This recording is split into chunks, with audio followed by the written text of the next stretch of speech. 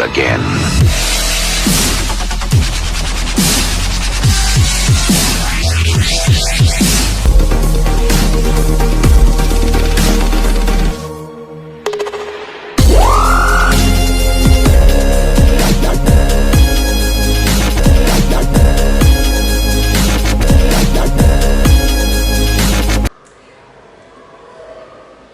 Assalamualaikum warahmatullahi wabarakatuh. Hai, apa kabar semuanya? Semoga kita semua senantiasa dalam lindungan Allah Subhanahu wa Ta'ala dan senantiasa diberikan nikmat sehat, nikmat bersyukur, dan dimudahkan dalam segala hal kebaikan, termasuk untuk belajar. Alhamdulillah, kita bertemu lagi dengan Ibu di sini, yaitu untuk belajar materi IPA pada pertemuan kedua.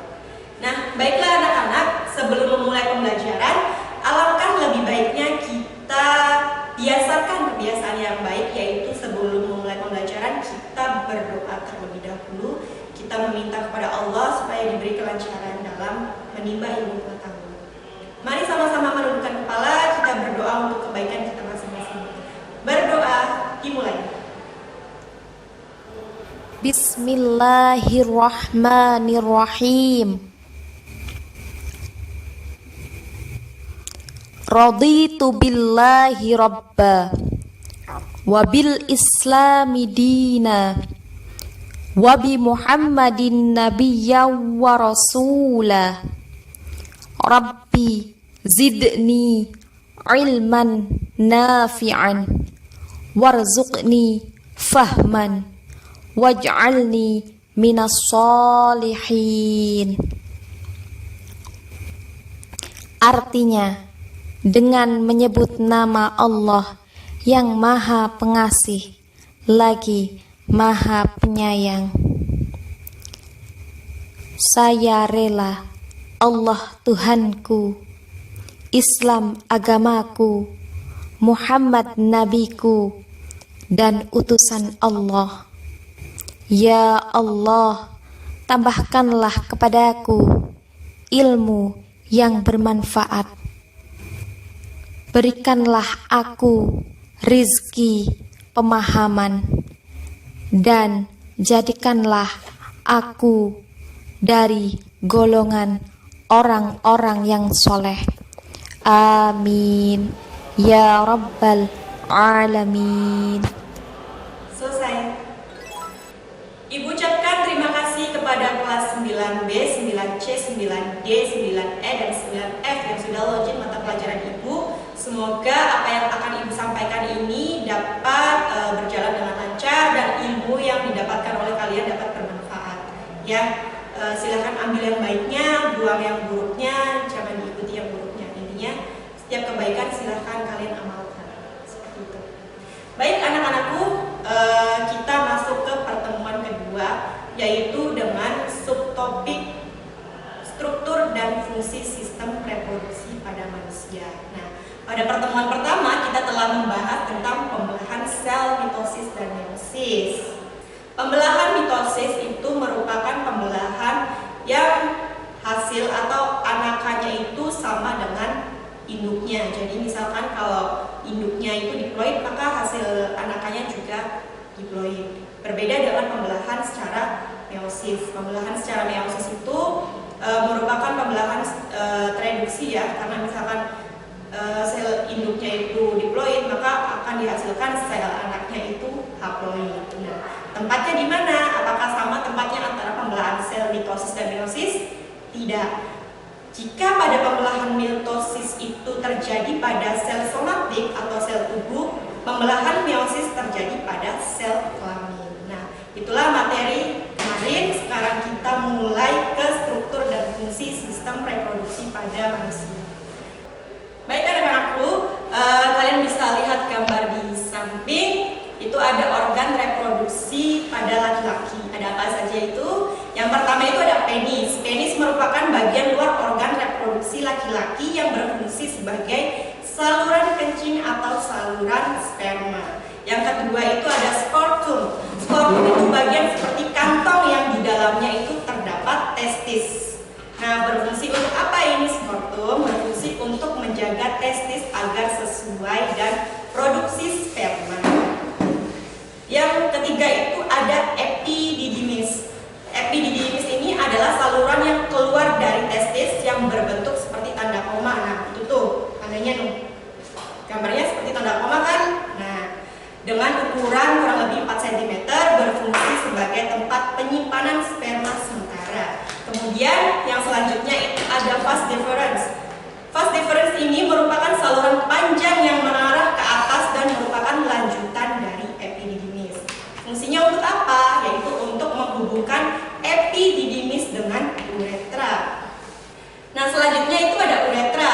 Uretra adalah saluran yang terdapat dalam penis, merupakan akhir dari saluran reproduksi, berfungsi untuk keluarnya sperma dan urin. Yang selanjutnya itu ada kelenjar vesicula seminalis. Nah, pada kelenjar ini merupakan bagian yang berbentuk seperti kantong kecil berukuran 5 cm yang terletak di belakang kantong kemih, berfungsi menghasilkan zat-zat yang diperlukan perkembangan sperma. Selanjutnya itu ada kelenjar prostat.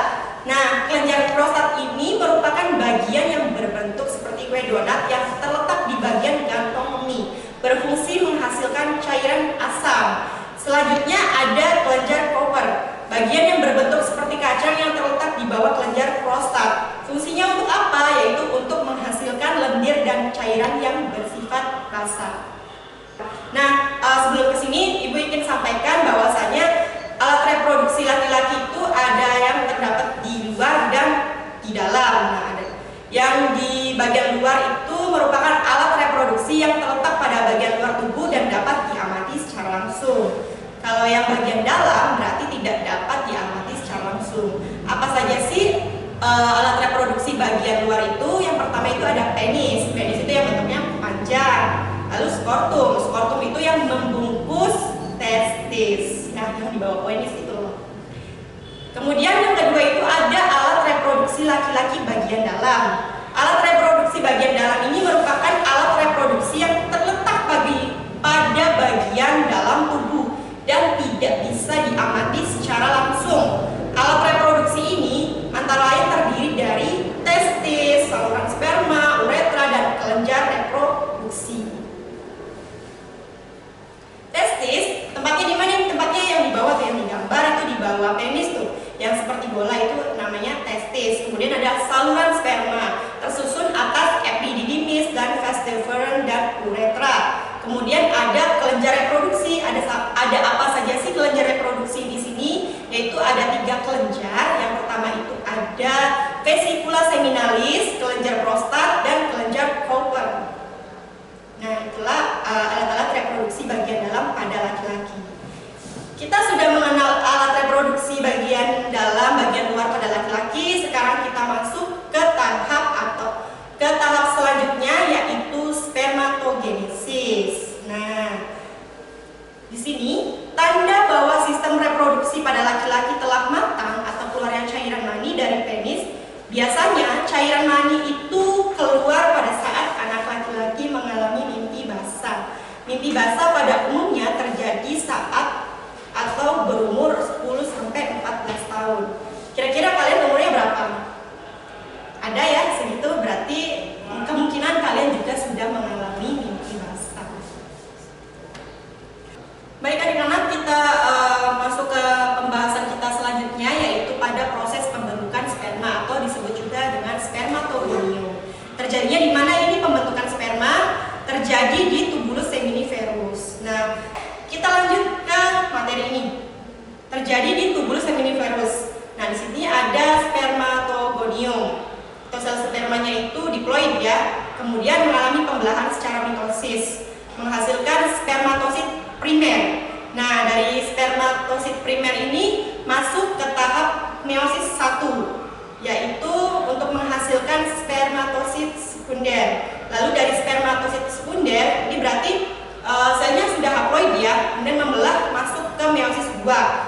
Nah, yang tadi Ibu sampaikan pada pertemuan kemarin bahwasanya di meiosis 2 ini akan menghasilkan 4 anakan yang hasilnya itu setengah dari sel induk.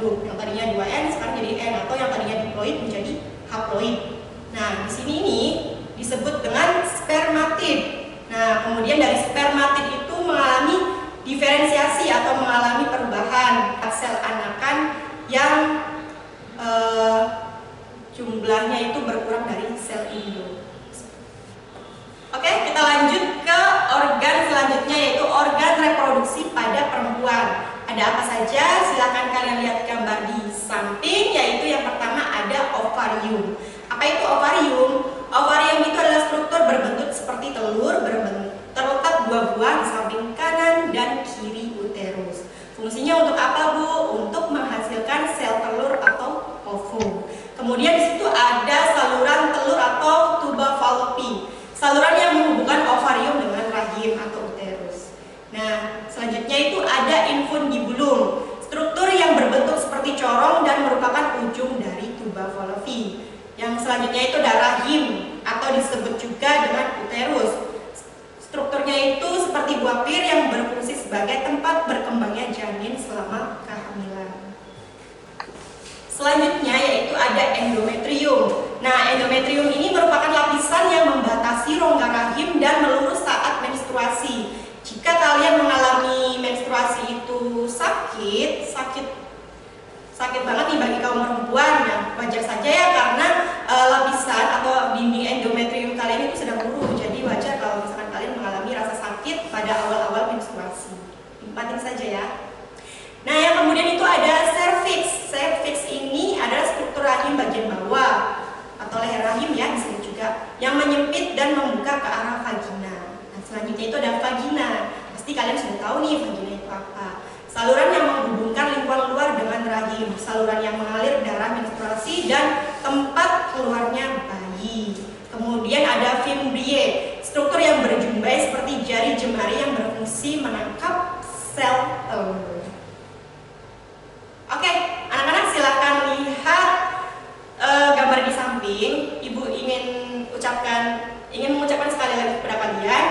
Dulu ibu waktu kuliah atau waktu ibu di SMA, guru ibu dan dosen ibu pernah bilang, kalau pada materi reproduksi kalian melihat atau menyaksikan gambar-gambar yang menurut kalian apa sih ini dewasa sekali ya.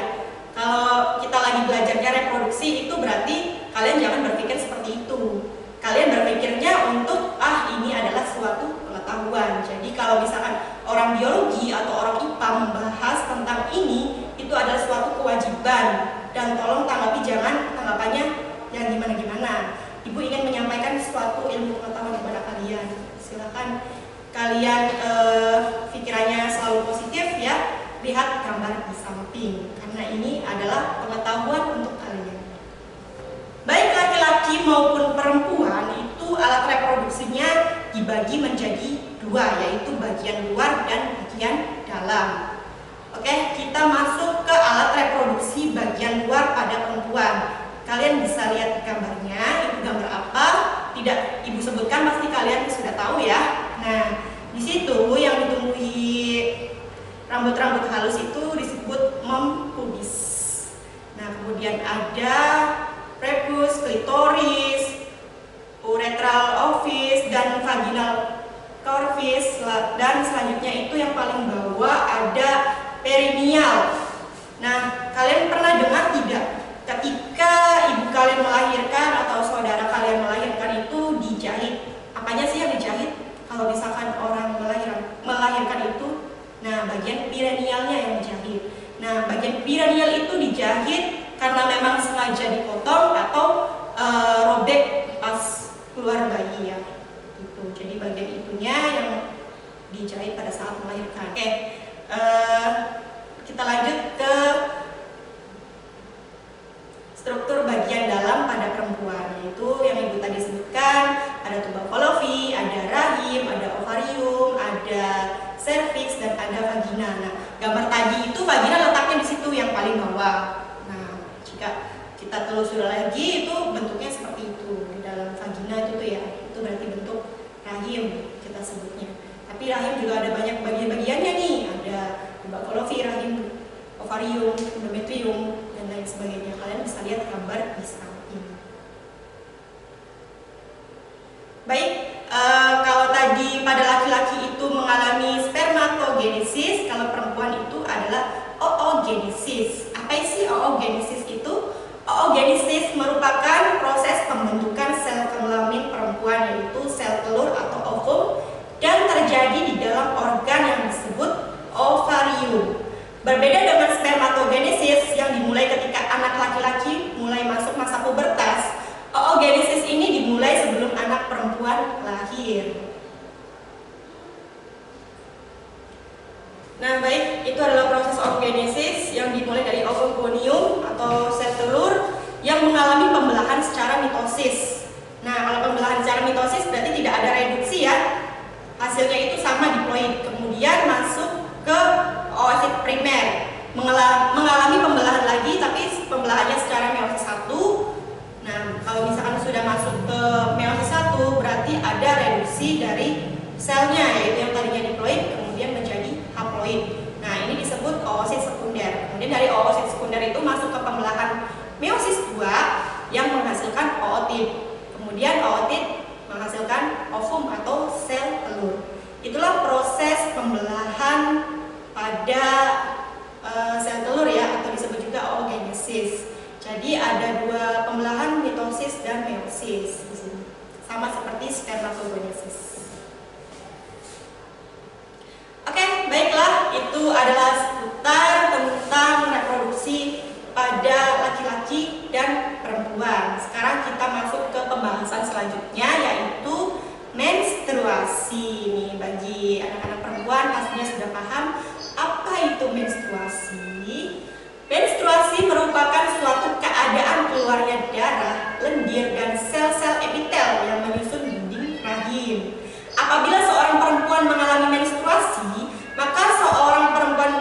maka akan keluar darah melalui vaginanya. Menstruasi ini biasanya terjadi 1 bulan sekali. Siklus menstruasi akan terjadi apabila sel telur yang dihasilkan oleh ovarium itu tidak dibuahi oleh sperma. Nah, maka akan terjadi menstruasi atau luruhnya dinding rahim.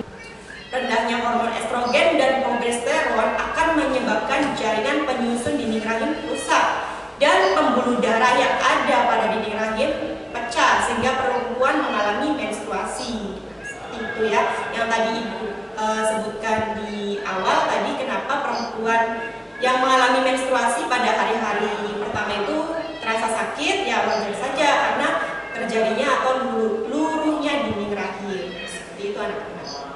Oke, baik, kita masuk ke fertilisasi.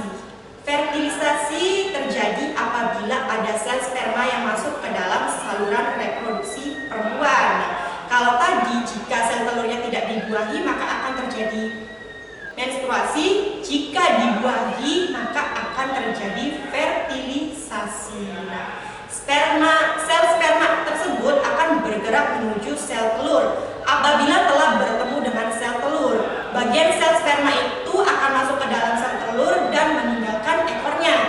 Yang masuk itu hanya kepalanya saja, kemudian ekornya itu akan terlepas dengan sendirinya. Itu adalah proses alamnya ya, seperti itu.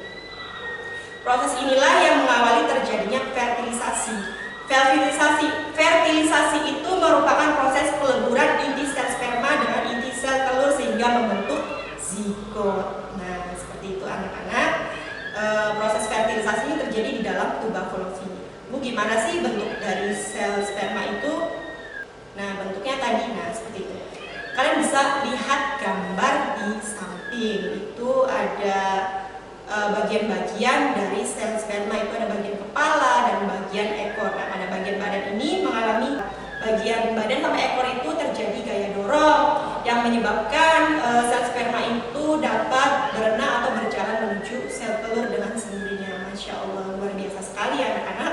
Nah, bagian yang masuk ke dalam sel telur itu yang mana, Bu? Yang bagian kepalanya. Jika sudah mulai masuk, berarti secara dengan sendirinya maka ekornya itu akan terlepas. Seperti itu. Baik, Bu, apakah hanya satu sel sperma yang membuahi sel telur? Jawabannya sih iya.